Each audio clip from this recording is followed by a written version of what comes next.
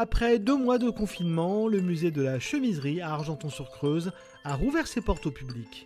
Jusqu'au 14 juin prochain, les visiteurs peuvent découvrir la dernière exposition, prolongée pour cause de coronavirus, une série de 45 compositions textiles réalisées dans le cadre d'un concours. Ce concours, en fin de compte, il avait pour thème « Keep your eye on the planet », donc qui pourrait se traduire en français par « Fais très attention à la planète » ou « Garde un œil » ou « Fais attention à la planète comme la prunelle de tes yeux », quelque chose comme ça.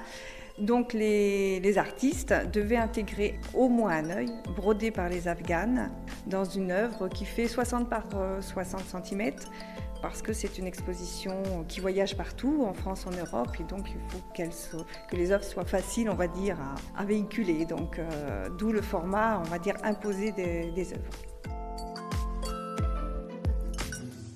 À l'initiative de ce projet, une association germano-afghane qui promeut l'éducation en Afghanistan.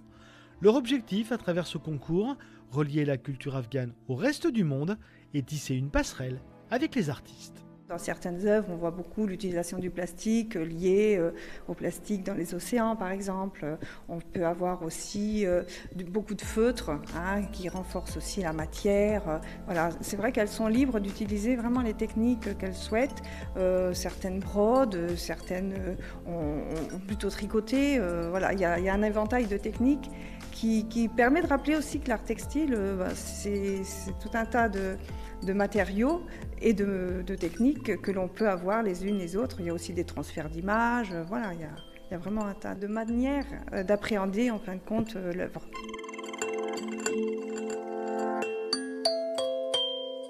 Et si vous souhaitez faire d'une pierre deux coups, le musée accueille en parallèle une deuxième exposition temporaire sur l'histoire du coton dans la mode masculine.